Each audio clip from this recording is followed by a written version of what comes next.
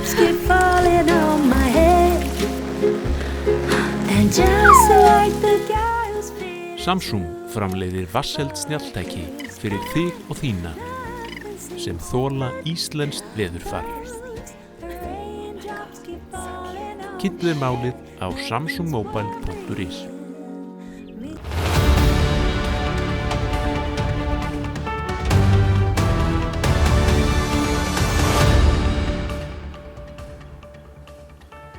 Komið sæl og blessuð og velkomin í Spursmál, föstudaginn 19. júní. Þetta merkisdagur í sögu þjóðarinnar, því að fyrir sléttum 111 árum þá samþykkti Kristján IX, konungur Íslands og Danmerkur, nýja stjórnarskrá fyrir Ísland. Með því öðluðust konur 40 ára og eldri bæði kjörgengi og kosningarétt til Alþingis. Síðan þá hafa réttindin sem betur fer aukist til muna og nú má halda því fram að hvergi á byggðu bóli í heiminum séu jafnrétti kynjanna jafn gott og jafn tryggt og hér á landi.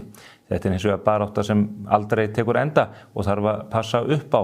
Og við vonumst auðvitað líka til þess að konur annar staðar í heiminum sem búa víðar við mjög skert kjör og réttindi að þær fái sömu réttindi og konur njóta hér á landi. Ísland getur verið öðrum þjóðum fyrirmynd í þeim efnum.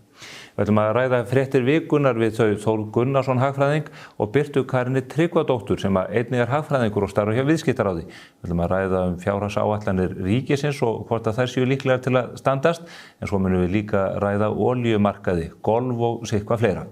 Evrópumálin verða svo, eðli málsins samkvæmt líka fyrirverða mikil hjá okkur. Ég fæ hingað til mín tvo fulltrúa öndverðra sjónarmiða í þeim efnum. Það er Ernu Bjarnadóttur hagfræðing og Helgu Völu Helgadóttur lögmann. Þær ætla að ræða matvælaverð og hvernig það muni þróast ef að Ísland gengur í Evrópusambandið. Við talum ekki ef að Ísland tekur upp gjaldmiðilinn evru. Þetta verður allt saman spennandi og hvet ykkur til að fylgjast með hér næstu mínúturnar. Nýr GLC frá Mercedes-Benz. Alrafmagnaður lúxus með alltaf 715 km drægni. Forsala er hafin. Askja. Samsung kynnir nýjan Galaxy S26 Ultra. Meira frelsi, meira næði. Can you do this? Kynntu þér málið á samsungmobile.is.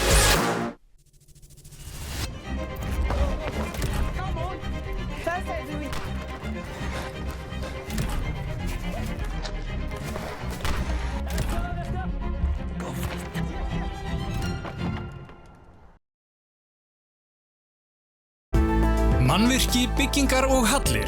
Hvað sem þú vilt byggja, þá framleiðum við byggingarefni framtíðarinnar.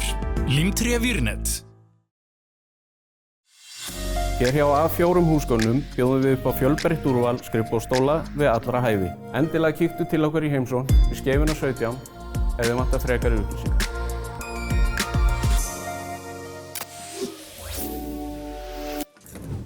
Þá erum við komin hingað til mín hagfræðingarnir Þórður Gunnarsson og Birta Karin Tryggvadóttir. Hún starfar hjá Viðskiptaráði. Við ætlum að ræða fréttir vikunnar og þar kennir ýmissa grasa. Margt af því er reyndar tengt hagfræði. Velkomin bæði tvö. Takk fyrir. Takk. Þetta er ekki fyrsta skipti sem að þú kemur hingað Þórður, en Birta, þetta er þín frumraun hér á þessum vettvangi. Já, passar. Velkomin á svæðið. Takk fyrir það. Takk fyrir að bjóða mér. Ágætt að hafa svona reynslubolta hér. Já. Okkur við hlið. Þú skrifaðir mjög áhugaverða grein núna í kjölfar þess að meirihlutin á Alþingi samþykkti nýja fjármálaáætlun sem að er fyrirbæri til útskýringar fyrir fólk. Það sem að ríkið leggur upp mynd af því hvernig þau telja að svona hagræn áhrif spila á ríkissjóð og afkoma hans. Já. Þetta er plagg sem ég held að hafi verið gefið út svona síðastliðin 10 ár og að vera eitthvað svona leiðavísir inn í það hvernig þróun ríkissjóðs á að vera rekstur ríkissjóðs næstu ára. Spá fyrir tekjur og gjöld og skuldir og þess áttar. Þannig að þetta á að vera eitthvað svona stefnumarkandi plagg. En ég hefði náttúrulega upprunalega að lesa hana þegar hún kom út eða svona. Þetta er eitthvað 200-300 blaðsjur en maður gerir tilefni þess. En mér þótti tilefni til að svona vekja athygli á því að einhverjar forsendur hafa breyst frá því að fjármálaáætlun var upprunalega lögð fram einhvern tímann held í lok mars byrjun apríl. Hlutinni gerast hratt þessa dagana. Já, hagkerfið svolítið á mikilli breytingu í hagkerfinu, þannig að mér þótti tilefni til að svona benda á þær staðreyndir sem að hafa svona þessar hagtölur helstu sem að hafa breyst og það kannski svona þótti tilefni til sérstaklega í ljósi þess að ríkissjóður stefnir sem á að skila hallalausum fjárlögum árið 2027 upp á 1,1 milljarð á næsta ári í svona útgjalda, það sem að ríkissjóður á að vera með útgjöld upp á 1.658 held í milljarða, þannig að þetta er 0,065% af heildargjöldum, þannig að það má lítið út af bregða til að þessar hallalaus fjárlög náist. Þannig að mér þótti svona tilefni til aðeins svona að líta í svona uppfæra spá Seðlabankans sem kom fram núna í byrjun júní, en fjármálaáætlun byggir á efnahagsspá Seðlabankans frá því í febrúar og þar hafa hlutirnir svona aðeins breyst til hins verra því miður. Það er spáð minni hagvexti úr 2,2% í 1,8 sem því bara tekið ríkissjóðs verða væntanlega minni en spáð var.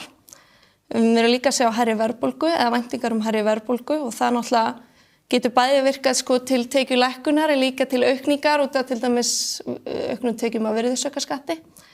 Það hefur líka áhrif á skuldastöðu ríkissjóðs? Það hefur áhrif á skuldastöðu, verðbætur, vaxtagjöld og þess háttar. Þannig að það svona og auðvitað bara ýtir undir óvissu í ríkisrekstri sem er aldrei gott og svo auðvitað atvinnuleysi, þeir spá 5% atvinnuleysi á næsta ári í stað 4,3% sem var upprunalega spáin og þeir segja 1% hærra atvinnuleysi skilir sér svona í 9-10 milljarða króna útgjaldaaukningu, þannig að þetta einhverjir 6-7 milljarðar sem að auki atvinnuleysi kostar. Það kannski í ljósi þess að skila 1,1 milljarð króna afgangi, þá er svona, maður hefur kannski efasemdir að það myndi ganga með við þessa forsendur, en við verðum bara að sjá hvað gerist. Þú ert í raun að benda á það að ríkið byggir þessa áætlun á einhverjum tilteknum forsendum sem birtir í mars, síðan er Seðlabankinn að draga upp mun dekkri mynd, en fjármálaáætlunin, hún er samþykkt og breytt, þau kafa ekki ofan í þessar tölur og reyna að aðlaga áætlunina frá fyrir tíma. Nei, þau gera það ekki og í meirihlutaáliti fjárlaganefndar þá viðurkenna þessar breytta forsendur og segja að þær geta orðið til þess að tekjur verða minni og gjöld verða hærri en uppfæra samt ekki fjármálaáætlun og ég veit þess að minnihluti náttúrulega, maður hefur fylgst með umræðunum á Alþingi og þeir hafa verið að kalla eftir því að fjármálaáætlun verði endur reiknuð og einhverjir hafa lagt til þingstubb í ágúst til þess að fara og skoða leiðréttar tölur en þeir bara viðurkenna það eru breytta forsendur en halda óbreyttu striki eða sínu striki. Þannig að já, svo má líka, við má bæta við að auðvitað skiptir ekki bara máli að horfa til tekna og gjalda.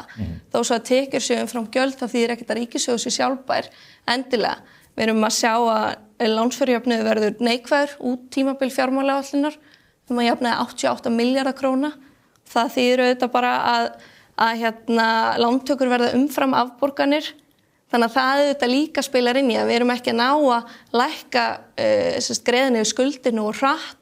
Skulda hlutfalli, jú það og að fara lækkandi en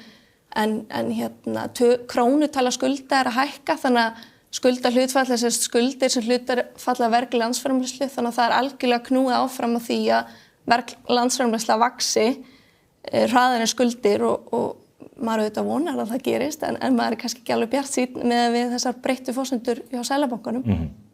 Þórður, þú hefur kynnt þér bæði ríkisfjármálaáætlunina og þessi skrif birtukannar, hvernig horfir þetta við þér? Ég er auðvitað sammála því grundvallaratriðum að þegar menn vilja ekki taka nýjustu spá Seðlabankans inn í þessa fjármálaáætlun þá verður hún bara röng. Þessar fjármálaáætlanir eins og Birta Fríkjöðu nefndi áðan, þær komið til sögunar þegar lögum opinber fjármál var breytt árið 2015 og þá svona einhverju leyti færðist þessi fjárlagagerð meira inn í ráðuneytin sem nú kannski önnur umræða en það er enga síst staðreynd. En við sjáum í þessari áætlun að hallinn á þessu ári á að vera 25 milljarðar en svo sáum við bara frétt í sömu viku að afkoma hins opinbera á fyrsta fjórðungi ársins var neikvæð 24 milljarða og það er einkum og sér í lagi það sem vegur þyngst þar er hérna aukning í millifærslum. Það er að segja taka úr einum vasa og setja hann í annan. Þannig að ef að þessi hallir sem á að vera í ár allur fallinn til nánast núna strax á fyrstu 3 mánuðum ársins, þá ætti það nú væntanlega að gefa ansi sterka vísbendingu að þessi 1 milljarðs króna afgangur á næsta ári, hann verður aldrei.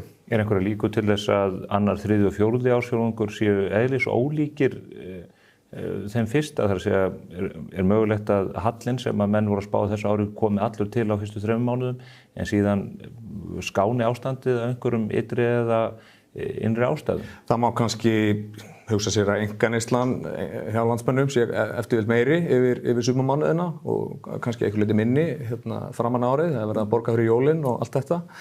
En það útilokað að ríkissjóður verið rekið með 25 milljarða halla í ár. Ég held að margir hafa bent á að sé líklegt að verið kannski nær 60 eða 70 milljörðum. Og hvernig menn alltaf þá ná því niður í 1 milljarð á næsta ári, það held ég að sé algjörlega ómögulegt. Og það þetta er líka brot af því að menn ekki að horfast í augu við þessi nýjustu gögn sem eru komið fram. Hagkerfið að stoppa hægt og rólega, það að kólna mjög hratt. Og ríkisútgjöldin eru með þeim hætti að þau eru verðbólguhvetjandi, þannig að það erfitt að sjá að það sé einhverjar vaxta lækkanir á leiðinni til skemmri tíma. Þannig að efnahagslífið heldur ekki að vinna með þeim. Hagspáin sem umræðu sem við erum að vísa til og Seðlabanki birti samhliða nýjustu stýrivaxtaákvörðun sinni. Þetta spá sem að fjármálaráðuneytið hefur tekið svona ákveðna línu í að fylgja.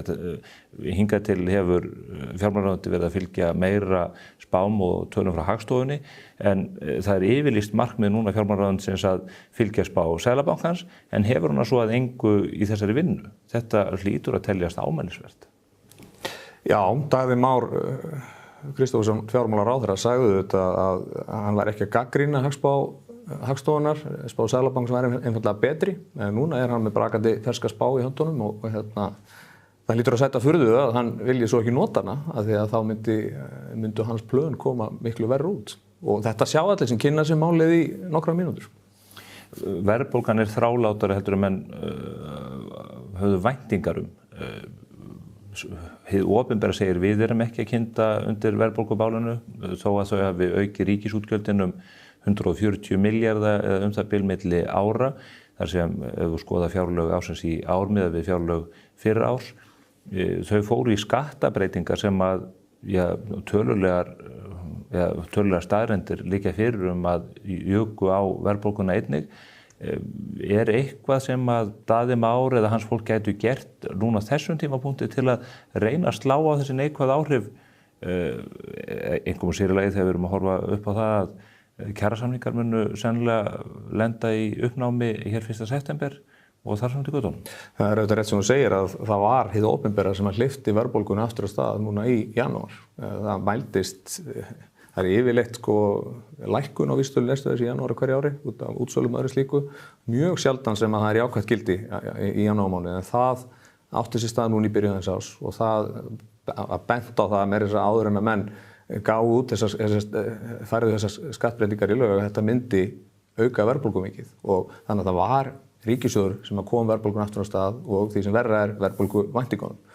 Hvað þetta að gera til að ná þessu niður? Það voru auðvitað að fara í þetta fiff með vaskinn á bensín sem að hugsunin með því væntanlega svo að ná niður mælingunni og ná henni niður í lok ágúst þegar tímapunktur kjarasamninga, það mikilvægt tímapunktur þá. Varðandi endurskoðun samninganna. En það besta sem að ríki getur gert til að draga verðbólgu eyða minni peningum og fá vinna peningum lánaða af því að það leiðir alltaf þessi verðbólgu. Hallarekstur ríkisins leiðir þessi verðbólgu. Það er bara oft séð það og það er algjör sannindi. En Daði Már hefur haldið fram reyndar eins og fleiri í meirihlutanum að það sé að dræju verðbólgu að ríkið taki meiri peninga til sín vegna þá sé fólk og fyrirtæki ekki eyða þeim á meðan en það er náttúrulega skamgóður vermur ef þú tekur peningana af fólkinu til þess að það eyði þeim ekki og þú dengir þeim strax út í einhver verkefni, hvort sem það eru mikilvæg verkefni eða gæluverkefni eða hvað það er. Já, stóra áherslan í ríkisfjármálum hjá þessari ríkisstjórn er að auka félagslegar tilfærslur. Þannig að skattheimta sem skattfé sem aflað og ráðstafað svo með þeim hætti, það dregur sjálfsög ekki nefnir þenslu, allavega þegar vorum að enga neyslu.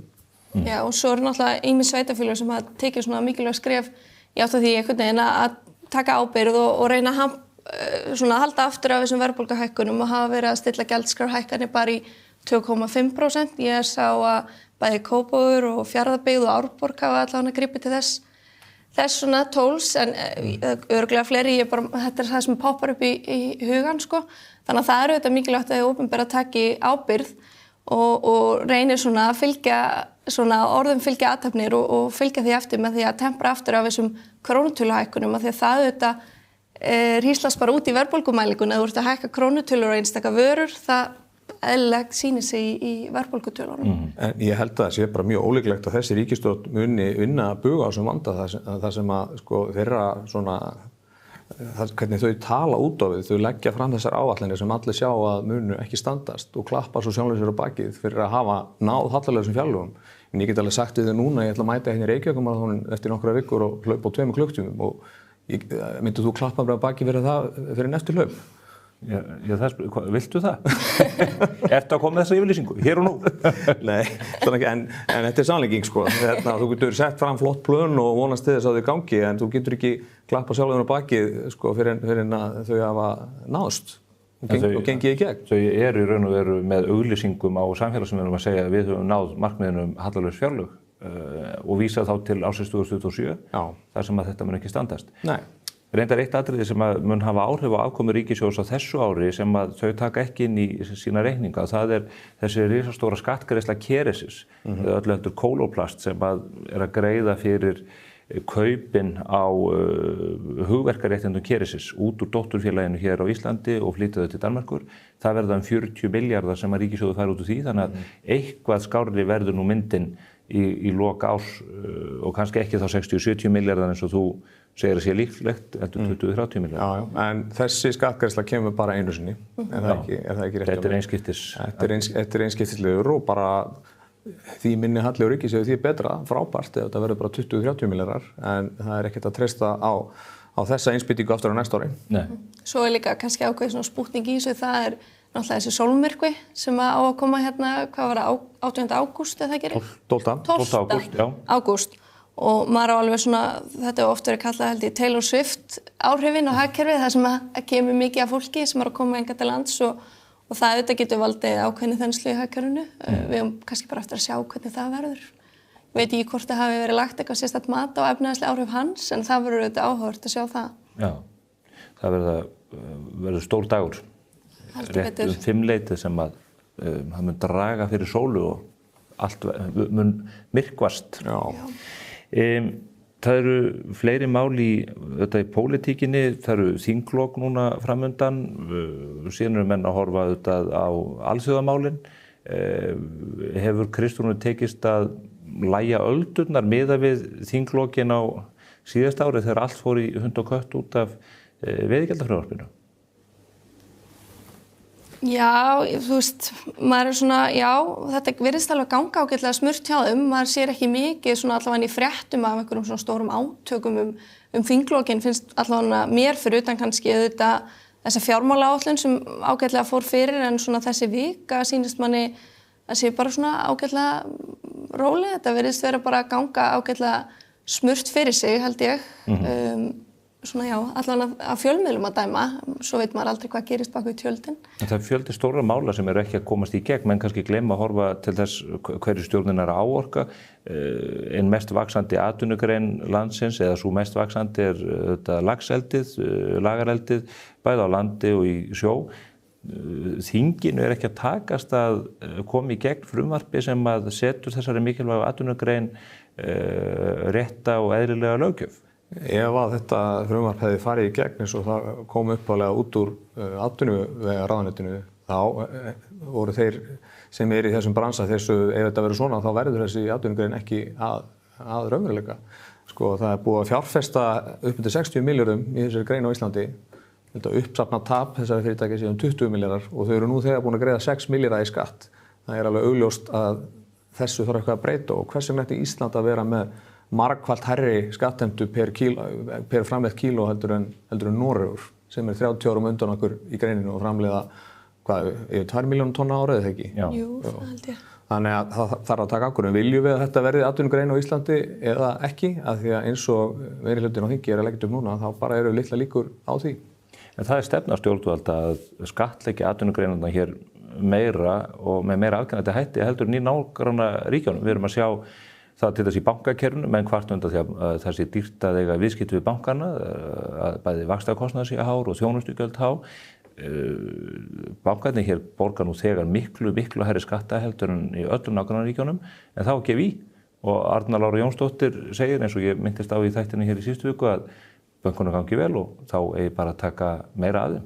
Þetta sýnir nú bara því miður hvað hún formað fjárlaganefndar, ekki satt? Efnahags- og viðskiptanefndar. Efnahags- og viðskiptanefndar, fyrirgefið.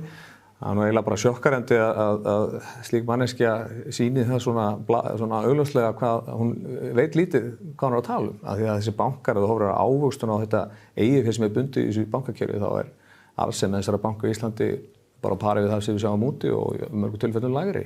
Og bankar eru þetta bara verkfæri, samfélagslegt verkfæri til að koma peningum frá þeim sem eiga þá til þeirra sem þurfa að fá að lána það. Og að þú ert alltaf að auka kostnað bankakerfisins, þar að segja skattgreiðslur, þá það kemur hvergi annar staði niður heldur bara í kjörum til viðskiptavina. Af því að eins og hefur nú verið rifjað upp nokkrum sinnum á síðustu viku, og það er ekki Ronald Reagan sem sagði fyrirtæki borga skatta, þau bara innheimta þau af viðskiptavinu sínum og greiða það þannig til ríkisins. Það er fólkið í landinu sem að borga skatta í dags. Og í gegnum ýmis kerfi, verktakar eru að reyna að reisa íbúðarhúsnæði, borga háa vexti og hverjir eru það sem að borga þessa vexti í lok dags? Eru það verktakarnir?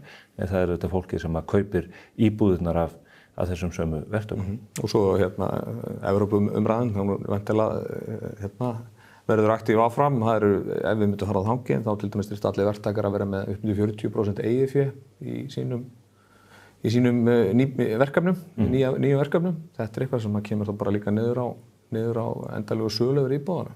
Þannig að lausnin er ekki alltaf svo að hækka skatta, það yfirleitt hefur þau áhrif að neysluvörurnar hækka í verði. Já. Að allt öðru máli, vil nú þannig til að við vorum að koma utan í gær, Þórður, vorum að spila þar golf, ekki endilega fallegast og besta golf sem getur, en það er einn samland okkar að gera einmitt það þessa dagana út í New York. Getur þú farið yfir það með okkur? Já, þetta byrjaði þetta leiðilega fyrir svona allt mótið. Það var ekki hægt að byrja að spila fyrir einhverjum 2 eða 3 tímum of seint. Þannig að hluti kylfinga náði ekki að ljúka leik í gær, þar á meðal Gunnlaugur. Þetta fór brösulega stað hjá honum. Hann fekk slóið bolta þarna út og fekk 8 högg á eina par 4 hólu. Þeir geta lent í þessu eins og við? Já, bara líka Scotty Scheffler og allir þessir. Þetta kemur fyrir á bestu bæjum. En hann er sem sagt búinn með 14 hólur núna og 9 yfir. Ef hann nær 1 eða 2 fuglum á þessum 4 hólum sem hann á eftir fyrir hring, áður en hann byrja svo öðrum hring, þá síðar í dag, þá er hann nú bara í fínum séns. Ef hann nær að spila ekstra í kringum parið, þá gæti það duga hann að komast í gegnum niðurskurðinn sem verður svona ekstra bilinu 6 til 8 yfir parið. Þannig að hann er ekkert dottinn út úr þessu þótt að það hafi ekki gengið alveg nægilega vel í gær, en það voru mjög krefjandi aðstæður, gríðarlega vindasamt og svo er völlurinn talinn bara í einhverju erfiðasti völlur sem hægt er að komast á. Já, þetta er yfirleitt þannig á þessu opna bandaríska móti. Þetta er talið erfiðasta mótið og niðurskurðarlínan er yfirleitt nokkur högg yfir parið sem er nú öfugt við það sem oft er. En það er eitt sem ég get samt lofaðir. Ég get ekki lofaðir að ná í niðurskurðinum. Ég get lofaðir því að þetta er ekki síðasta stórmótið sem hann Gunnlaugur tekur þátt í. Hann er líka ungur, er það ekki? Hann er ekki bara 20? Hann er bara 20, já. Og það er ekkert allir áhugamenn sem ná niðurskurði hérna í fyrstu tilraun, sko. Það eru mörg stórnöfn sem hefur ekki tekist það. Já. Ég var mjög yfirlýsingaglöð hérna í vor og sagði að þetta væri sumar sem ég ætlaði að byrja í golfi. Já. Ég er ekki ennþá að byrja. Það er ekki of seint. Nei, ég þarf að fara að rífa mig í gang. Það er mikil svona golfmenning í minni fjölskyldu. Það eru allir í golfi þar, en ég er svona svarti sauðurinn í minni fjölskyldu sem er ekki ennþá komist í golfi. En það kemur. Það kemur, við treystum á að það muni gerast fyrir en seinna. Því að við þekkjum það frá mörgum fólki sem við spilum golf með að því fyrir sem fólk byrjar, þeim mun svona ánægjulegra verður þetta, ekki bara fyrir það sjálft heldur líka aðra sem þurfa að horfa á það að slá. Það hefur líka ákveðin áhrif. Já, ég reyndar á ákveðin grunn, sko. Pabbi mér reyndi mikið að koma mér í golf þegar ég var yngri. Þannig ég kann... Þú ert með sveifluna? Já, ég kann handtökin og ég er með sveifluna, en ég þarf bara að koma mér í þetta. Þá hefur við engar áhyggjur. Annað mál af alþjóðasviðinu, Þórður, Morgunblaðið ræddi við þig fyrir í vikunni olíuverðið og stöðunni í Íran. Þú ert orkuhagfræðingur, hefur starfað við að greina orkumarkaði út í heimi. Hvað að gerast núna? Munum við sjá olíuverðið fara lækkandi á komandi dögum og vikum? Það mun að sjálfsögðu fara lækkandi. Það í gegnum söguna þá það nú yfirleitt þannig að þegar kemur svona rosa hækkun á skömmum tíma þá fylgir ríflega lækkun í kjölfarið. Það bara spurning hvenær það gerist. Og þó við séum að sjá núna olíuverðið í $70–80, það að segja þessi svokallegi framvirki markaður, þá verðið ennþá miklu hærra, það að segja að þú hringir eitt símdólasæri ég þarf að fá tankskip bara núna eftir 3 daga, þá það ennþá langt yfir 100. Þannig að þessi físíski markaður nokkuð aftengdur þessum pappírsmarkaði. En svæðið hefur náttúrulega breyst mikið í kjölfar þessari síðustu 3 mánaða. Nú eru Emirétarnir í Dubai, þeir eru gengnir úr OPEC. Þeir eru með 10% af framleiðslu heimsins og lýstu því yfir í gær að þeir ætluðu að gera sér algjörlega óháða Hormúsundi til framtíðar og því hvort að það myndi opna að fullu á morgun. Það ætla væntanlega búa til einhverja leiðslu suðrættir til að geta dælt þessu þar. En löndin svo sérstaklega Kína eru náttúrulega búin að keyra niður sína neyðarbirgðir til að halda verðinu ekki halda í þokkalega skaplegu og það þarf auðvitað að byggja þær upp aftur. En þá halda fundum helgina í Genf, ekki satt, það sem allir mæta og þetta virðist ætla að leysast í þetta skiptið. Það var ekki Ísrael og Hezbollah eitthvað aðeins að slást núna síðustu nótt. Þannig að þetta auðvitað þarf alltaf að hafa sem gang en Sátarnir eru byrjaðir að dæla aftur á skip og Kúveit eru farnir af stað þannig að vonandi tekur þetta ekki marga mánuði að koma þess aftur í samt horf. En þessu olíumarkaður, það hriktir í honum eða það verið að hrista verið upp í honum, það búið að núlla út Venezuela, þess að Bandaríkjamenn eru komið með kverkatak á olíuframleiðslunni þar og það verið að reyna að keyra hana upp í miklu magni. Það að verða ákveðin uppskipting hjá OPEC sem hefur haldið þessum olíumarkaði í heljar greipum lengi og stýrt heimsframboðinu. Eru þetta jákvæðar sviptingar eða þetta óheppilegt á þessum gríðarlega mikilvæga grundvallarmarkaði fyrir heimshagkerfið? Ég held að það sé jákvætt að OPEC og Persaflói sé ekki með þetta hræðatak á þessum markaðum allan heim. Þú nefnir að Bandaríkin eru að láta til sín taka í Venezuela núna og það líka í nærliggjandi landi sem myndir Gínea sem mikið olíuævintýri að hefjast og það líklegt að þessi stóru fyrirtæki eins og ExxonMobil og Chevron muni verða atkvæða mikil þar. Gínea hafði staðið í miklum deilum við Venezuela hvor ætti þetta, þannig að núna það vandamál leyst líka. Þannig að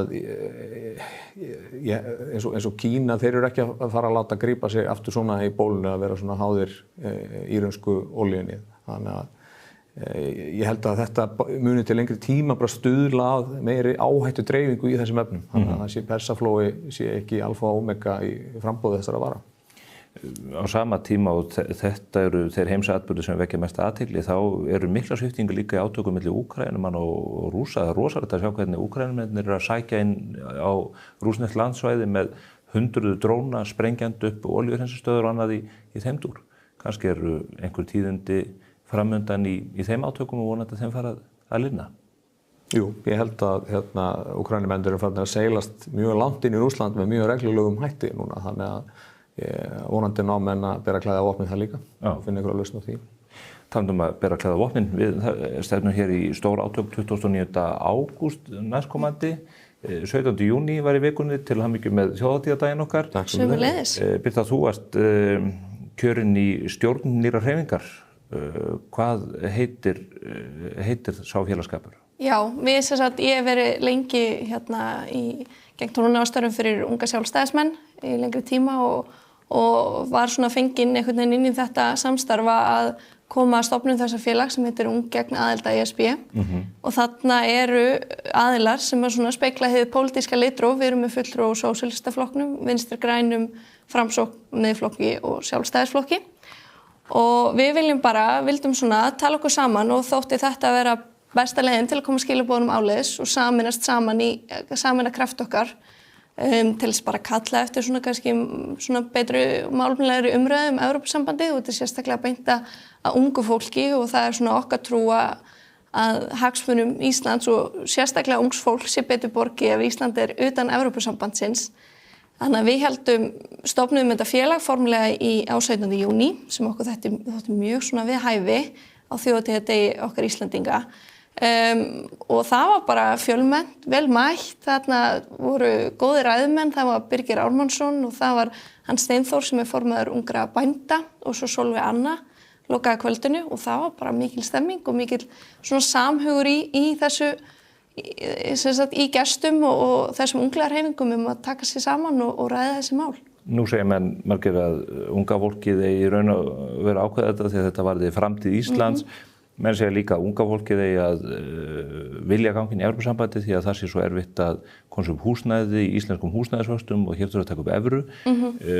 Þið eruð ekki að þeirri skoðun að það megi kíkja í pakkan og reyna að átta sig á því hvað sé í boði fyrir íslenskt samfélag ef við myndum gangast Evrópusambandinu á hönd?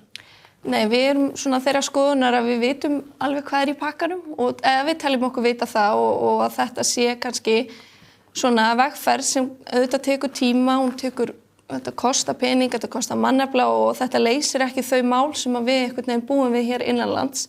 Við teljum að þessi vandamáli eða viðfangsefni verði best leyst bara á Alþingi Íslendinga. Við séum best til þess fallin að halda bara okkar málum sjálf og það er margt hér sem á að gera betur, kannski ef ég sérstaklega því þetta er nú félag ungs fólks sem á að gera gagnvart ungu fólki, það er erfitt að kaupa sér húsnæði. Þráttur reyndar að kom fram í fréttum í gær held ég að það væri fasteignasali sjaldan segja af góðan tíma til að kaupa sér húsnæði en það er kannski frekar lánaskilyrði og svoleiðis sem er að gera fólki erfitt fyrir en já, við trúum því að við séum bara best til þess fallin að halda á þessum málum sjálf og við bara líka viljum leggja svona okkar mörkum til að stuðla að málefnalegri umræðum kosti og kannski náttúrulega okkar mati aðalega galla við inngöngu í Evrópusambandið. Þið ætlaði að vera á fullu fram að þjóðaratkvæðagreiðslunni í lok ágúst. Já, við verum í fullu fjöri. Já. Þórður, þú ert sennilega ekki gjaldgengur inn í þennan félagskap lengur. Þetta er fertugt, hvað ertu gaman? Já, það er því miður, sá tímapunktur í liðin. Já, hann mun gangast samtökunum eldri Íslendingar gegn að vera með ESB. En víst að Birgir Ármannsson fekk að mæta, þá hlýt ég nú að geta mikið með þetta. Hann er náttúrulega alltaf ungur í anda. Jú. Heldur betur. Gaman að fá okkur hingað á staðinn, ræða málin vítt og breitt. Gangu vel í ykkar verkefnum í sumar og fram á haustið. Birta Karen Tryggvadóttir og Þórður Gunnarsson. Við erum hins vegar ekki hætt. Nú ætlum við að fara að ræða ákveðna þætti er varða mögulega Evrópusambandsaðild Íslands. Það lítur að matvælaverði. Margir halda því fram að matvælaverð, matarkarfan muni lækka stórkostligi verði ef við göngum í Evrópusambandið. Og það er ætla að koma hingað og ræða þetta mál. Það er Helga Vala Helgadóttir sem er í Evrópuhreyfingunni og Erna Bjarnadóttir sem er í Heimsýn. Það er þekkja þessi mál út og inn.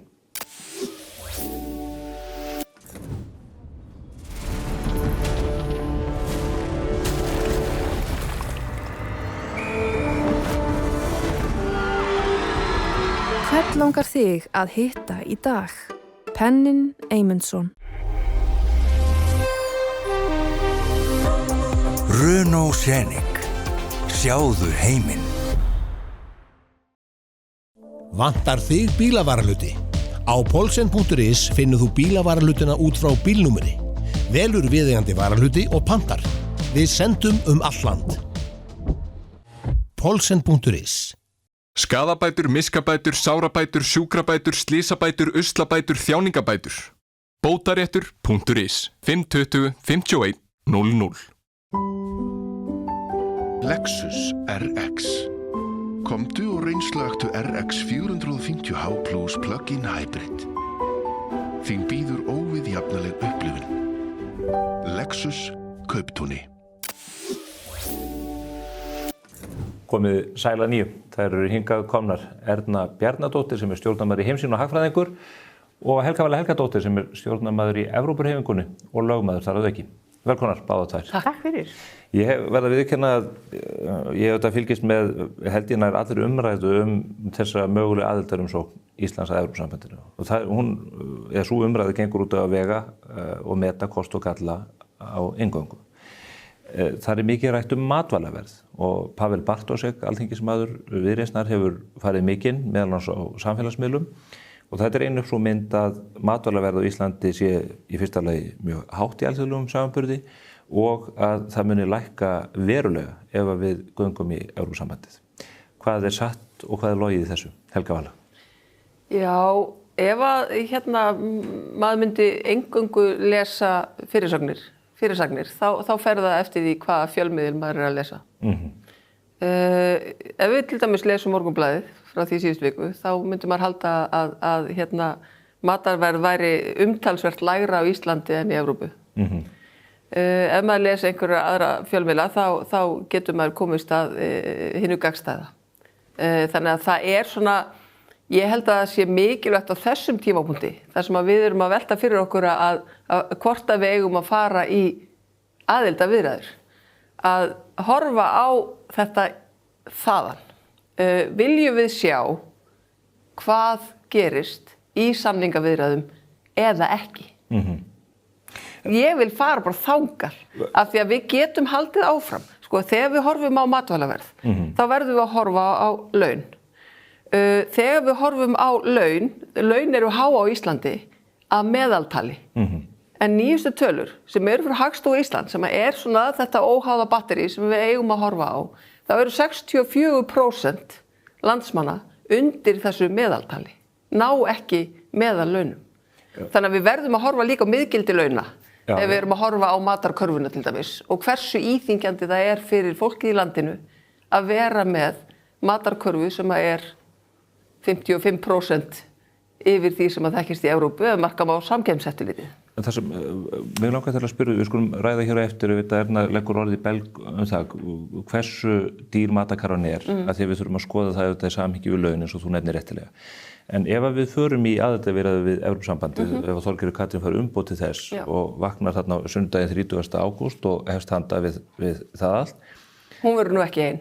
Nei, það herskari embættismanna sem hefur mikinn áhuga því að taka þátt í því, það veit ég vel. En mun það koma fram í aðildarviðræðunum og mögulegum aðildarsamningi hvernig hægt verða að lækka matvöruverð á Íslandi? Það hluti af þeim pakka sem að menn vilja kíkja í? Þá til dæmis fáum við algjörlega skýrt hvort að við erum tæk til þess að verða aðilar að myntbandalaginu til dæmis. Erum við að fara að skoða það? Hvaða áhrif hefur það? Núna erum við að henda upp svona bombum. Bara reik. Þannig að við þurfum að skoða þetta allt saman. Við þurfum að skoða öll áhrifin, ekki bara eitthvað eitt, ekki bara mjólkulítran. En ef við ætlum að skoða matarkörfuna eins og hún núna, ef við horfum bara á staðreyndir sem að liggja fyrir, að þá til dæmis eru landbúnaðarvörur á Íslandi, mjólkurlítrin og mjólkurvörur eru 90% dýrari á Íslandi heldur en annars staðar í Evrópu.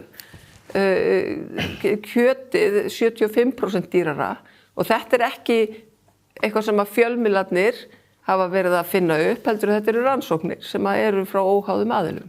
Fjölmiðlar finna nú sjaldnast upp hluti, sko. Jú, svolítið. Nei. Ég meina þið sakið ákveðna fjölmiðla að vera bæjast í þessari umræðu og þið eru sakaðir það líka, eða sökuð það líka. Finna ekki upp hluti, en það fer eftir hvað fjölmiðlar benda á, hvaða gögn og hvaða skýrslur menn vísa í. Og það skiptir auðvitað miklu máli að byggja á traustum grunni í þeim efnum. Og það sem Morgunblaðið hefur gert síðan 1913. En þetta er auðvitað það sem að umræðan svolítið þarna núna. Ég held að sé gott fyrir okkur að fá að fara inn í þessar samningaviðræður til þess að skoða þetta bara lið fyrir lið, hvað þarna og hvað ekki þarna. Ég held að það skiptir máli. En liggur þetta ekki allt fyrir? Nei, ef þetta lægi allt fyrir þá væri óþarf að fara í viðræður. Þá getum við fengið samninginn sendan með bréfpósti og lesið hann. Þetta eru samningaviðræður. Ég starfa við það á hverjum einasta degi í minni vinnu að vera í samningaviðræðum alla skapaða hluti. Þetta eru alltaf annars og þar er það þannig að maður kemur með ákveðna væntingar að borðinu, maður er búinn að ræða sína milli hvar liggur skurðpunkturinn og hvar gætu við mögulega gefið eftir í einhverjum atriðum og það er þannig sem að samningaviðræður fara fram alla jafna. Ertu á þeirri skoðun að aðildarviðræður við Evrópusambandið séu í eðli sínu eins og bara hefðbundna samningaviðræður? Þetta eru samningaviðræður, já. Erna? Já, ég má bara koma aftur á matvælaverðinu. Já. Það sem við slepptum þeirri umræðu, að þá ég nú allavega nokkuð viss það að það er ekki samið matvælaverð og það er ekki samið launajöfnuð eða ójöfnuð í samningaviðræðum við Evrópusambandið. Og það eru allar tölur sem sýna það að jöfnuður mældur með Gini-stuðlinum sem er alþjóðlegur mælikvarði, hann er líklega í 2 Evrópulöndum mælist hann meiri en hér á landi og bæði þau lönd er með minni verga þjóðarframleiðslu á mann heldur en Ísland, það eru Tékkland og Slóvakía. Þannig að það kann vel að vera að við þurfum að horfa á miðgildi, það breytir ekki því að til dæmis þegar við horfum á hlut launakostnaðar per vinnustund, fyrir útgjöld til matakaupa sem hlutfall af vinnustundalaunum, þá erum við bara svipuð og lönd sem við berum okkur saman við. Varðandi síðan matvælaverði sjálf og Helga var að vísa til að landbúnaðarvörur væru í skýrslu til dæmis sem að Evrópustraumar gáfu út fyrir núna 10 dögum eða svo, þá kemur fram að kjöt hér á landi sé 69% hærra að verði heldur meðaltali innan Evrópusambandið. En það eru líka dálkar sem er bókstaflega sleppt þegar að vöruflokkar, þegar að verða að ræða þessar hluti. Brauð og kornvörur sem eru allt tollfrjálsar í innflutningi hér á landi eru 53,5% hærri heldur en í Evrópu. Er það sem sagt, bara þá getum við gengið út frá því að 53% sé bara venjulegur verðmunur þegar tollfrjálsan innflutning er að ræða. Og þessi 16% sem kjötið er dýrara, það er þó komið til vegna einhverja sérstöðu hér á landi. Varðandi evruna, og það hefur enginn til dæmis sagt það á hvaða gengi við myndum skipta yfir í evru þegar við annað borð erum búin að uppfylla það. Það skiptir auðvitað gríðarlegu máli og í skýrslu sem að Hagfræðistofnun Háskólans gerði þessi mál, þá náttúrulega kemur vel fram að upptaka evru í þeim löndum sem hafa tekið hana upp á seinni árum, hún hefur alls ekkert leitt til lækkunar á mataverði í þeim löndum sem það gerði. Og meira segja voru það ódýrari vörur oft á tíðum sem að hækkuðu meira heldur en dýrari vörur við upptöku evru í þeim löndum sem það er gert. Og Hagfræðistofnun í sinni skýrslu segir eitthvað á þá leið að heildina liti hafi upptaka evru og ESB aðild ekki mikil áhrif á verðlag. Þannig að fullyrðingar annað verður að rökstyðja betur en þetta og ég er bara að vísa í Hagfræðistofnun og ég er að vísa í Eurostat. Ég er hvorki að vitna í Morgunblaðið eða Ríkisútvarpið. Hvað segir þetta, Helga? Þegar hort á tollana sem að við höfum nú tekist á lengi á matvöru, þá eru við þetta inn á Evrópska efnahagssvæðinu. Margar vörur eru tollfrjálsar nú þegar og við höfum stigið skref í því þá átt á síðustu árum.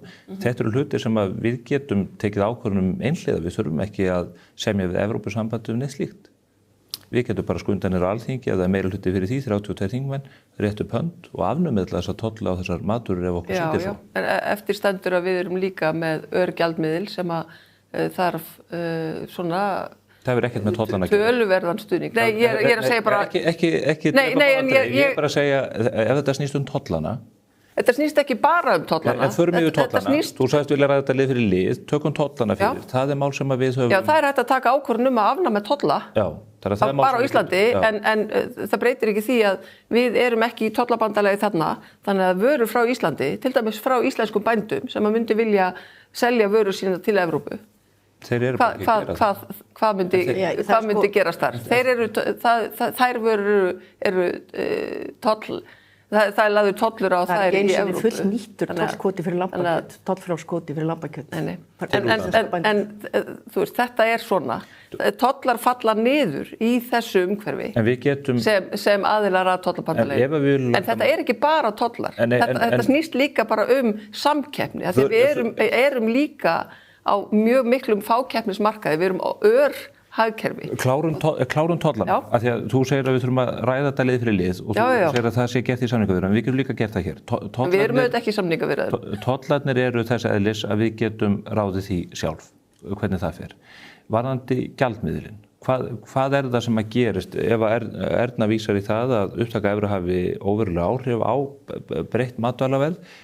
Hvernig sér þú fyrir þér að upptaka evru myndi hafa þau áhrif að matvælaverð myndi lækka hér? Já, við getum hort á að því að allur kostnaður við rekstur fyrirtækja, lítilla og meðalstóra fyrirtækja, við erum að tala vaxtakostnaður fyrirtækja, innflutningur og allt þetta, við erum að tala kostnað fyrir bændur sem eru að framleiða þessar vörur, sem að bera líka sinn vaxtakostnað af lánum sínum sem að þeir hafa þurft að taka vegna þess að þeir hafa verið að reisa fjós eða tæknivæðast eða hvað sem er. Það er allur almenningur, nema kannski þeir sem að hafa mjög mikla fjármuni milli handana sem að í þessu vaxta umhverfi.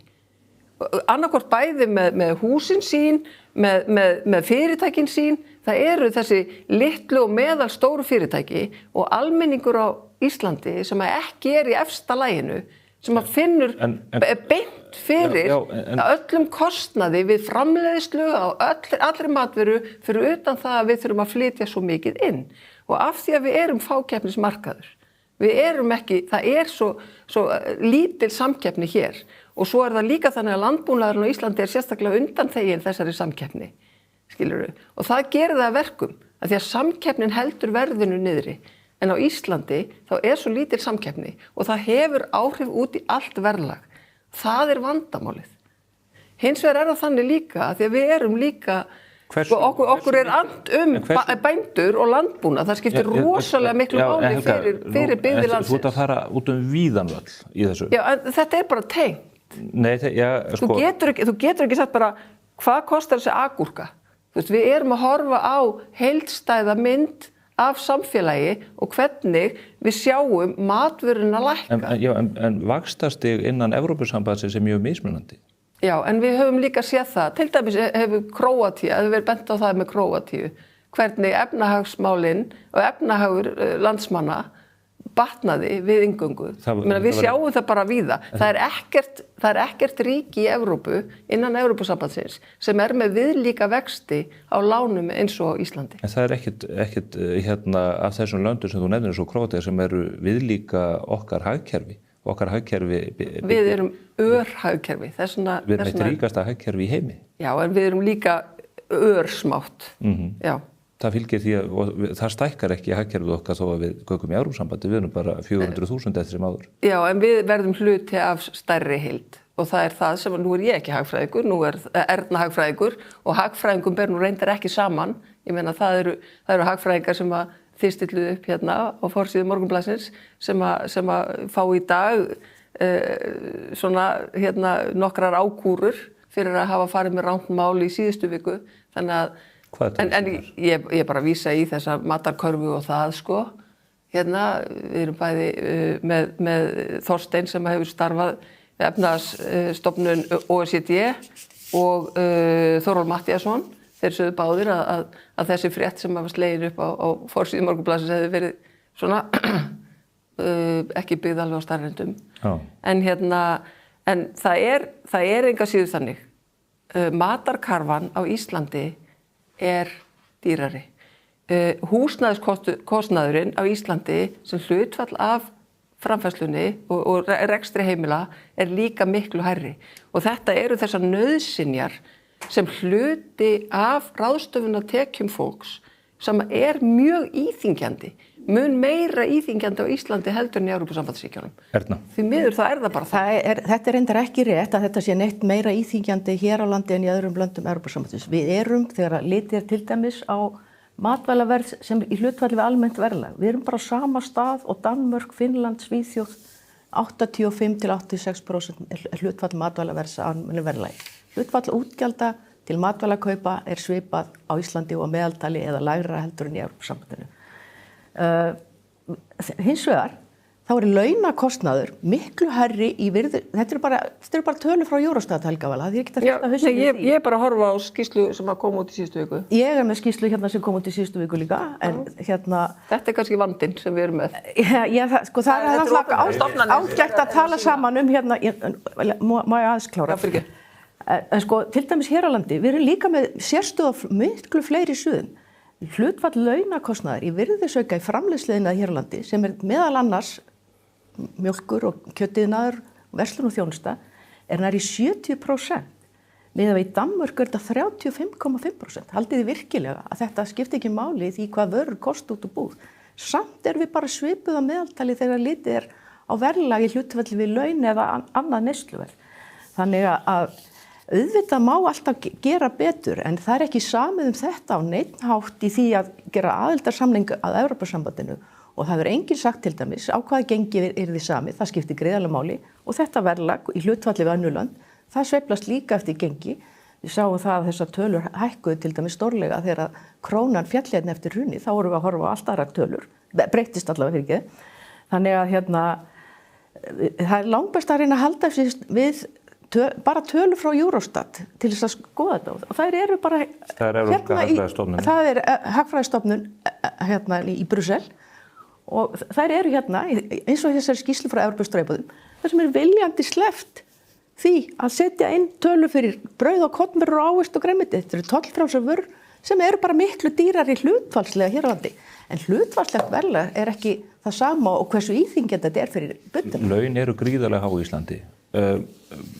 Þeir sem að tala fyrir því að matvöruverð muni lækka mjög mikið hér með eingöngu Evrópusambandi, eru þeir þá ekki leið að tala fyrir því að laun þurfi þá að lækka?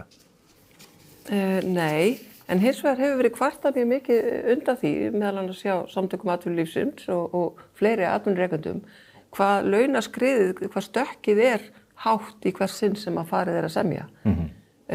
Þetta auðvitað mjög viðkvæmt, sérstaklega á svona tímum þar sem að núna, lítur út fyrir að það sé að fara af stað mikil harka á vinnumarkaði. En það samt verið að tala það að það sé miklu stærri stökk, miklu stærra og hærra meira launaskrið hér heldur en í nágrannaríkjunum. Ég verður að fá að klára, Stefán. Já, það hefur blasað við lengi, það ekki verið að tala það, það liggur fyrir að laun hækka hér. Ég veit það, en getur verið að þetta sé óheppilegt? Það mjög óheppilegt. Það ekki? Já, af hverju það? Það vegna þess að húsnæðisverðið, það líka í stökki. Matvælaverðið líka í stökki. Við sjáum hvernig hlutirnir verða dýrar og dýrari. Við erum í því hagkerfi. Það svo lítill stöðuleiki í öllu verðlagi á Íslandi. Það vegna ákvarðana sem við tökum. Við höfum hort á þetta undanfarin ár, og það þess vegna sem gerð krafa þetta. En við breytum hins vegar ekki því að það eru 65% sem ná ekki þessum meðallaunum á Íslandi. Við verðum að hugsa líka það fólk sem ekki í efra laginu. Þú munt ekki með eingöngu Evrópusambandi koma þessum 65% Nei, við erum að biðja meiri stöðugleika. Já, en það stöðugleiki, það liggur fyrir að stöðugleikin, hann næst betur með stöður í gjaldmiðli. Hinn háu laun sem ég að vísa í, þetta eru hlutir sem eru ákvarðan sem við tökum sjálf.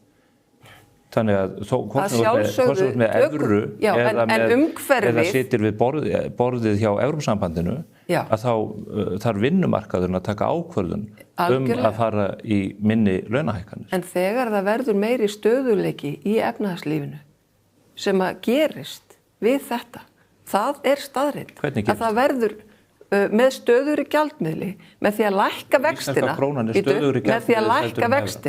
með því að lækka vextina. Það eru gerðar ríkar kröfur, og þú veist það, Stefán, að það eru gerðar ríkar kröfur til Evrópuríkjanna, Evrópusambandsríkjanna, að lækka vextina. Og þegar það gerist og það verður meiri stöðuleiki, við erum að búa við mjög mikinn óstöðuleika í íslensku samfélagi. Og ég held að ég sé ekki að segja það neinar fréttir þegar ég segi það. En þetta segir mér að það sé slíkur stöðuleiki. Og það gerð svo krafa, það gerð svo krafa í Evrópu af Evrópska seðlabankanum sem kemur inn með þann stuðning til þess að ná niður vöxtunum í íslensku samfélagi ef að það verður.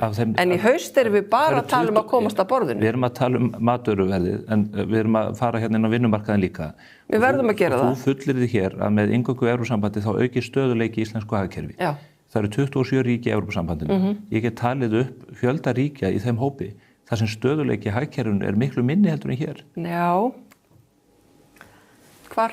Já, til dæmis í Króatíu, til dæmis í Pólandi, til dæmis í Finnlandi. Já, sko, í Króatíu landsframleiðsla meiri og hagvöxtur meiri á mann heldur en á Íslandi. Í Króatíu? Nei. Pólandi, nýjustu tölur síðan það. Hverju þjóðatekjur á hvern íbúa í Pólandi miðað þessu? Já, ég ekki með á hreinu. Nei, það þriðjungur af því sem hér? Ég bara veit það. Þetta eru ósambærileg lönd, þannig að ég bara spyrja. Nei, en þú vilt stundum bera þér saman og stundum ekki. Þú veist að því hérna áðan var til þess verið að tala matarkörfuna. Þú veist, Svíþjóð og Finnland eru 6% yfir meðaltali í matarkörfuverði, á meðan við erum 55% yfir. Það eru bara alls konar tölur sem er hendan sem eru bara ekki rétt. Ég vil bera saman tölulega staðreyndir. Já, ég líka. Og þú heyrir líka, við erum báðar með tölulega staðreyndir. Þú kemur hér fyrir framan alþjóð og segir stöðuleiki mun aukast á Íslandi ef við göngum í Evrópusambandið. Hvernig getur þú fært rök fyrir því þegar við höfum mikinn óstöðuleika, mikla efnahagslega erfiðleika í mörgum ríkjum sem eru innan Evrópusambandsins? Já, ég ekki vissum að við getum fullyrt þetta með þessum hætti. Við erum að tala vissulega ólík ríki. Já, en það ekki mikill óstöðuleiki og mikil efnahagskrísa í öllum þessum ríkjum. Ekki öllum ríkjunum, en þú fullir að þetta með gera sjálfkrafa með inngöngu í Evrópusambandið. Þú nefnir vexti. Af því að það ákveðið taumhald. Það verið að tryggja það að ríkin, þess vegna það skiptir máli fyrir ríkin, fyrir þessi aðildarríki, að það sé einmitt ekki svona mikill óstöðuleiki. Þess vegna það tryggt. Frakkland rekið með 6% halla, ríkissjóður ár eftir ár. Já, það einhverju hluta vegna þá bara mikil hagsæld í þessum ríkjum. Þessum ríkjum gengur vel. Hún ekki eins mikil og hagsældin hér. Nei. Það ekki eins mikil hagsæld í Frakklandi og Íslandi. Já, einhverju hluta vegna þá líður fólki sem býr í þessum löndum. Ef þú fer líka inn í Eurostat og skoðar tölurnar hvernig íbúum þessara ríkja líður innan Evrópusambandsins, þá eru öllum ríkjum meirihluti eða aukin meirihluti sem segir að ríkjum þeirra vegni betur eftir inngöngu í Evrópusambandið heldur en utan. En það meiri velsæld. Og við sjáum hvernig Bretarnir þeir fóru út, þeim hefur sko bara hríðversnað og þeir vilja fara aftur inn. Þeir hafa haldið illa á sínum málum. Erna. Svo sannarlega. Ég bara telja mig inn í drottningaviðtal hérna sko eftir þessa samræður ykkar. En sko þetta náttúrulega margt sem hefur komið hér fram sem mætti gera athugasemdir við. Það til dæmis að bera saman hagvöxt á Íslandi við Póland eða Króatíu eins og hér kom fram áðan óraunhæft því að og ég skrifaði grein þetta sem birtist í Viðskiptablaðinu núna í vikunni þessa samleitni og samleitni áhrif. Og að bera Ísland saman við lönd sem að hafa kannski 1/3 af þjóðarfrekjum á mann sem þar að auki streyma inn peningar í fjárfestingar frá Evrópusambandinu. Það ekki mikið afrek að ná hagvexti við þær aðstæður. Hagvöxtur í Króatíu og Íslandi hefur til dæmis verið svipaður undanfarin ár en það bara miklu auðveldara fyrir þann sem í lélegu formi að bæta sér hlutfallslega heldur en afreksíþróttamannin á toppnum. Hann þarf miklu meira að hafa fyrir því að bæta sig. Og hérna það að fólki líði vel í Evrópusambandinu sem þekkir ekkert annað, ég kallaði ekkert sérstakt afrek að fólk sé ánægt með verin í Evrópusambandinu. Auk þess, ég svaraði nú þessari grein Pavels þar sem hann skrifaði hvað fólki þætti gott að búa í Evrópusambandinu. Það kom reyndar í ljós að það var jafnhátt hlutfall Íslendinga ánægt með EES-samninginn eins og hlutfall þeirra sem voru ánægð með að búa í Evrópusambandinu. Og þar vorum við að tala fólk sem í flestum löndum, Spáni, Portugal, það var alltaf fætt einu sinni þegar löndin gengu í sambandi. Þannig að þetta fengi mér ólíku saman að jafna. Og hérna, ég veit ekki alveg hvar ég á að fara aftar í þessu samtali. Eins og ég segi, Frakkland hefur ekki verið rekið ríkissjóður hefur rekið með halla síðan 1974. Þetta nú allt taumhaldið. Stóru ríkin innan evrunar og Evrópusambandsins, þau gera nokkurn veginn það sem þeim sýnist og þessi lönd eru þar að ekki komin með meiri hluta ákvörðunarvald það sem í þeim málum þar sem þarf 65% íbúa til þess eða lönd sem að ná því til þess að taka ákvarðanir, það er búið að afnema neitunarvaldið í ýmsum málaflokkum og við þessar aðstæður þá er nú orðið og er sífellt að koma í betur og betur í ljós að það er bara býsna erfitt að vera smáríki í þessum klúbbi. Frakkland er gjaldþrota ríki. Þeir eru ekki fyrir lífeyrisskuldbindingum. Nei, en sko þess vegna spyr ég aftur út frá matvælaverðinu. Það fullir til dæmis að því að minnst var á Pavel hér, hann gat ekki mætt hér í dag, ég vona að komi til mig hér síðar í sumar. Hann fullir að matvælaverðinu muni lækka 25%. Er þetta boðlegur málflutningur? Já. Af hverju er það boðlegt? Vildi ekki leyfa Erna að koma svo? Nei, hún kemst að á eftir. Ég stýri þættinu hvað þetta var allavega. Ég beygi mig fúslega undir það. En finnst þér það boðlegt að tala 25% lækkun? Hann segir, Já, ég meina, hann hlýtur að hafa eitthvað fyrir sér. Ég fór að keypti, ert þú á þeirri skoðun að það muni lækkun 25%? Nei, ég hef aldrei sagt 25%. Ég er bara lögmaður leikona, ég get ekki slegið því fram að það verði nákvæmlega 25%. En trúir þið í alvörunni að maturverð geti lækkað 25%? Ég held að þetta sé,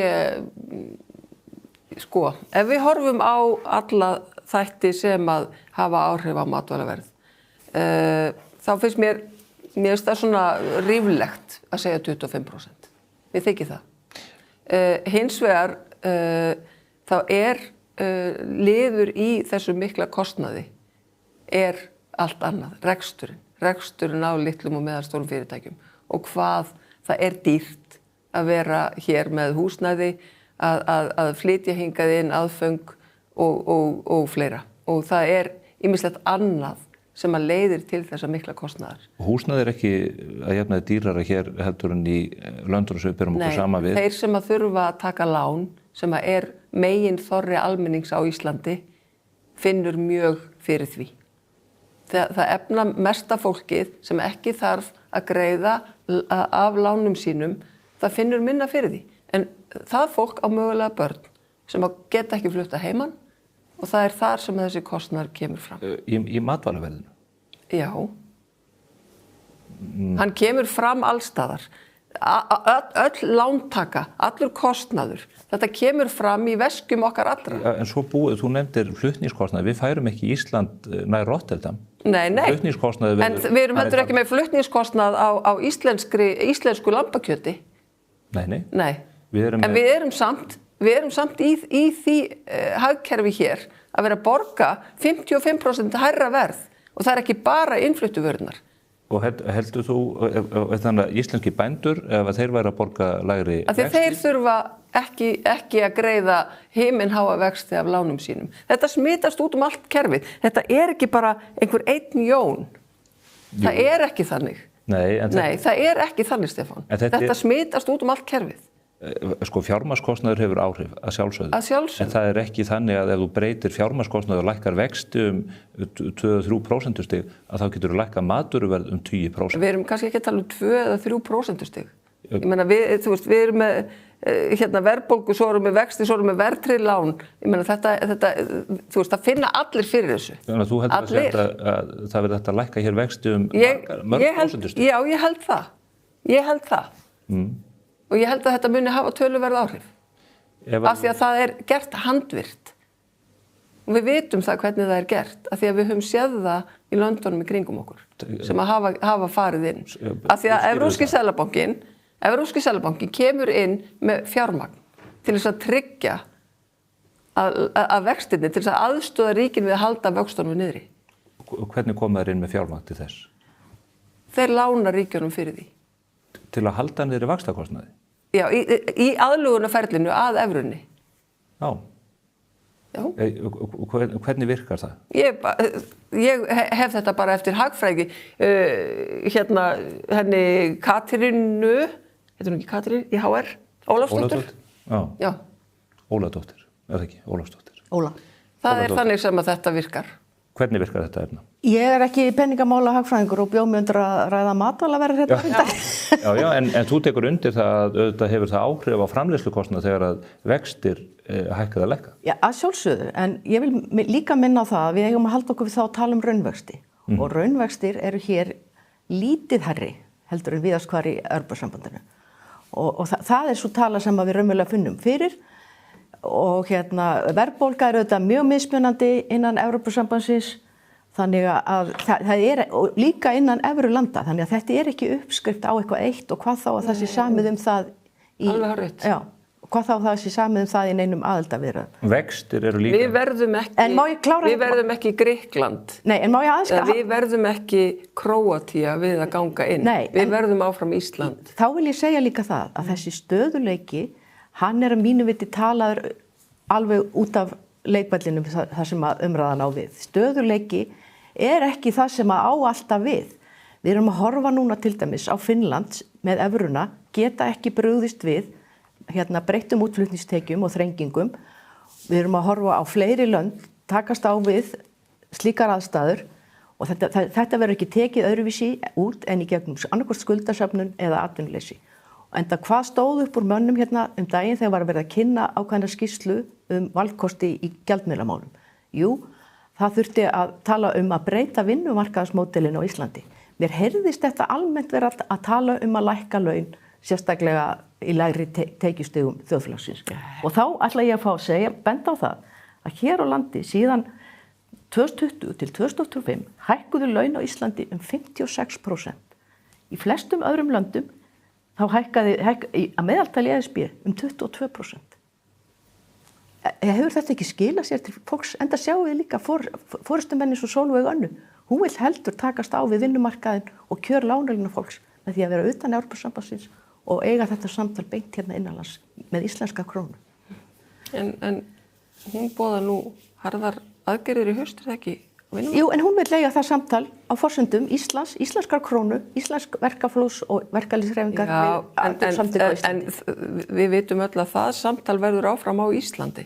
Við erum ekki að fara að ræða eitthvað vinnumarkaðinn eða launakjör eða annað slíkt í Evrópu. Hvað krefst stöðuleikan sem þú varst að tala verðum við aðilar að Evrópusambandinu, þá heldur í næsta eldgosi heldur launarsamtala áfram á Íslandi. Í næsta eldgosi, hvort sem það verið Grindavík eða Kötlu, þegar þarf að takast á við áfall af því tagi, þá verður gott að vera með krónuna en ekki evruna. Þá var nú gott að vera í Evrópusambandina því að þeir eru með einmitt svona neyðarsjóð sem hefði komið sér vel í Grindavík. En varðandi við höfum nú bjargað okkur sjálf fram að þessu. Já, á hörkunni. Varðandi vinnumarkaðinn, þá langar mig til að spyrja út í þetta. Við verðum áfram með íslenska vinnumarkað og Sólveig Anna verður en þá nema þau ætla að semja hann út úr landinu leið. Nei, Vili Birgis verður og klár. Hafið þið ekki í Evrópuhreyfingunni áhyggjur af þessum varnaðarorðum varðandi atvinnuleysi sem að menn tala að sé í raun og veru verkfæri sem að menn hafa til þess að aðlaga hagkerfið að áföllum þegar þau dynja á og þau hafa reynda gert það í miklu mæli hér og oft, kannski sjaldnar og vonandi á komandi árum. Þetta ekki hluti sem að þið... það ekki sama atvinnuleysi í öllum Evrópuríkjum. Nei, það var ekki það sem ég var að benda á. Það sem ég var að benda á ef þú er komið með fastgengistefnu og það kemur efnahagsáfall, að þá gefur gjaldmiðillinn ekki eftir því að hann fer ekki eftir forsendum Íslands, heldur miklu frekar Þýskalands og Frakklands. Og ef að gjaldmiðillinn gefur ekki eftir, þá verða fyrirtækin og að lokum ríkissjóður, þó hann þráist við, að segja fólki. Já, ég held að við búum við þannig ástand núna og höfum gert síðustu 100 árin að við erum stöðugt einhvern veginn í efnahagsáfalli með jöfnu millibili. Þannig að það það sem við erum kannski að reyna núna að koma í veg fyrir með því að fara í þessar aðildarviðræður og skoða hvað geti komið úr því og hvort við getum tengt okkur betur við styrkara umhverfi. Þú nefnir 100 ár, Helga Vala. Mér langar í þessu sambandi að spyrja þig þá. Nei, þetta var svona mengi bara. Já, segjum 100 og 120 ár. Nei, þú veist, af því að það eru þetta að við lendum statt og stöðut í ykkur svona efnahagsáfalli af því að við erum svo smá. Þessi efnahagsáföll sem hafa dunið á okkur hafa ekki með smæðin að gera. Grindavík hefði komið upp, COVID hefði komið upp, Eyjafjallajökull hefði komið upp. En það hefur kannski meiri áhrif. Það hefði orðið loðnubrestur. Það kannski hefur meiri áhrif að því að við erum Þannig að mér langar til að spyrja út í það. Ef við höfum búið við viðstöðulaust efnahagsáfall allan þennan tíma vegna smæðar okkar, þú orðar þetta eitthvað þá ekki viðstöðulaust efnahagsáfall, nei. Ég sagði að við værum alltaf að lenda í því með reglulegu millibili. Að lenda í efnahagsáföllum sem að, hvernig stendur þá því að við höfum á þessu 100 ára tímabili eða 120 árum færst úr mestu örbirgð í Evrópu og í það verða í hópi 3-4 ríkustu landa Evrópu og jafnvel heimsins alls. Já, það er bara með hörkudugnaði, við erum rík af auðlindum og já, það er það. Við erum ríkt land og það verður ekki tekið á okkur. En er það... Það er mjög gott, það er mjög ákjósanlegt. En það verður ekki tekið á okkur. En kann að vera að ríki sem að færist til svona mikilla bjargálna þurfi að fara í gegnum mikla sveiflu, það séu meira átök í slíku kerfi, þannig að þegar stöðuleikin sem þú talar fyrir næst... Er það nauðsynlegt? Nei, ég spyr bara. Nei, já, ég spyr líka. Ég veit það ekki. Ég segi bara, er það nauðsynlegt? Væri kannski betra að við værum ekki í því á nokkur áratuga fresti að það væri bara stór hópur fólk sem að missir heimilið sín og þess aftar. Þetta gerðist í kringum 1980 að þá var bara þá voru rosalega margir sem að bara lendu í því að missa heimilið sín og svo gerist það aftur auðvitað í hruninu en ég meina það gerðist líka annars staðar. Algjörlega. Nei, algjörlega. En það eru Evrópusambandsríkin, þetta er ekki eitt ríki. Þetta eru 27 ólík ríki. Nei, en þú segir að við losnum undan þessum vanda ef við göngum í Evrópusambandið. Já, ég er að vona. Þessi lönd hafa ekki... En sömu lönd hafa ekki auðlindir og hafa ekki ýmislegt sem að við höfum. Ég vil bara segja varðandi þessi áföll að þetta er nú bara eins og slönguspil að eitt árið þá förum við upp einhvern stiga því hér koma ferðamenn og allt gengur vel. Næsta ári er eldgosi í Eyjafjallajökli og við erum bitin á snák og færumst aftur niður. og það er ekki bara þetta, síðan verður loðnubrestur, það kemur ráðgjöf frá Hafró pluss eða mínus 50.000 tonn af þorski. Þetta spyr hvorki hvort það er króna eða evra hér á landi, en krónan hjálpar okkur að takast á við sveiflur af þessu tagi. Það er óumdeilt. Já, við vorum líka heppin í hruninu að það komu ríki sem að voru til að bjarga okkur þar og lána umtalsverða fjármuni til þess að bjarga krónunni. Ef það svo hefði ekki verið, þá hefði hún hrunið mun meira. Við vorum heppin þar að hafa 2 stoða kerfi EFTA-samningsins. Við vorum sýknuð af kröfunum Icesave, þó að þrotabúin hafi þó að það hafi verið, þá var það ekki gefið á þeim tíma. Það var ekki fyrirsíð á þeim tíma. Þannig að 2 stoða kerfi EFTA og EES-samningsins öllu heldur, útlögumæður, þú getur leiðrétt mig, en þetta er 2 stoða kerfi allavega, með EFTA-dómstólnum. Það sýndi og sannaði hvers það var megnugt fyrir smáríki í þess átökum af þessu tagi. Ég verði ekki ég fekk ykkur hingað til að ræða matvælaverð og mögulega Evrópusambandsaðild. Ég er engu nær það hvort að matvælaverð muni hækka eða lækka við eingöngu og það er ekki sem bendir til þess að segja mér að við samningaborðið í Brussel að þar muni það skýrast eitthvað frekar heldur en orðið er við þetta borð hérna. Munum við ekki bara eftir sem áður verið í algjörum myrkri það? Eigum við ekki bara að fara í þessa viðræður og sjá hvað kemur út úr þeim?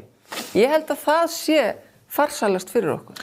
Að leyfa þessum sjálfsögðu samningaviðræðum að eiga sér stað og taka þá upplýsta ákvörðun.